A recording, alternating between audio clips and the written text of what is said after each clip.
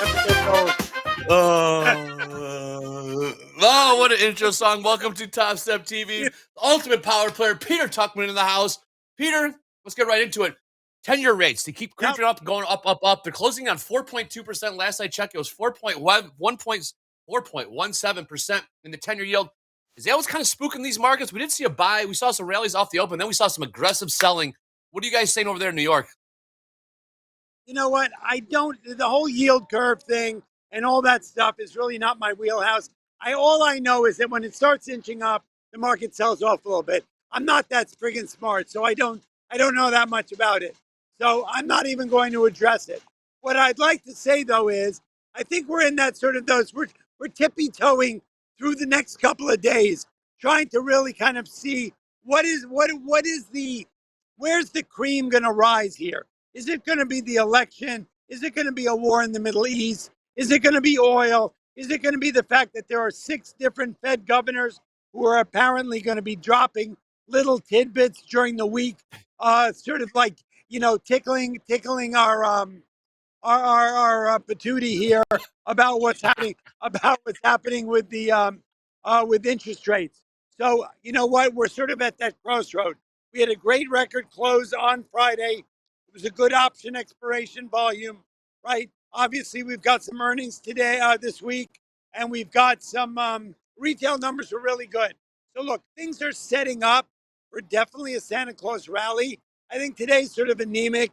It's a post option expiration, large volume, record close day where nobody really knows what to do, right? So I think it's very stock sensitive, right? I mean, there's just not much going on.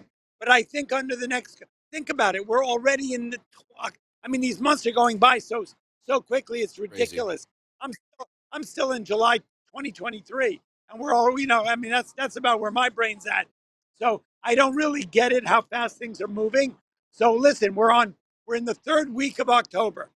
It's 2 weeks to the friggin' election.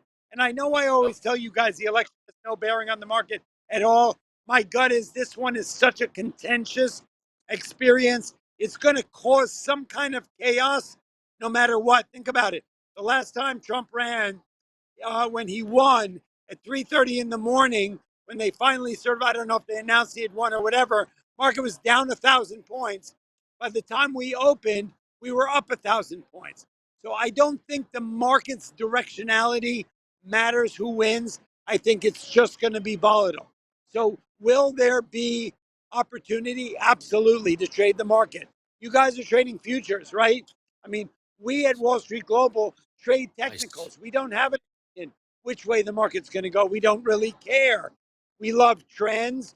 We love moving averages. We love relative strength. We love support and resistance. We love the volatility that the futures market offers us. And when you've got crazy wild moves, it's just opportunity.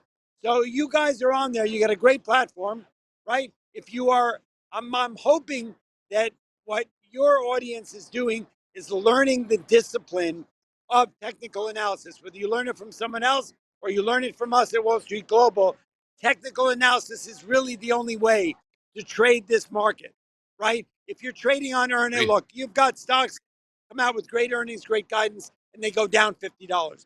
There's no rhyme or reason. I always say if you're trading on like hype or hope or FOMO or, just like, or throwing a dart at a friggin' wall or listening to Uncle Herbie on the friggin' internet, you're going That's to Uncle make a Herbie. bad decision.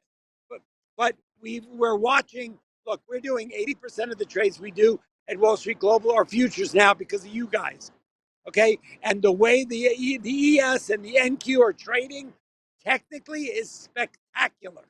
You will see the thing go down 50, 80, 100 points and will only break through the moving average by 30 cents and then go up 20 points, right? So you're seeing a spectacular, the market's trading very cooperatively when it comes to technical. So I think everybody should really be focused and disciplined.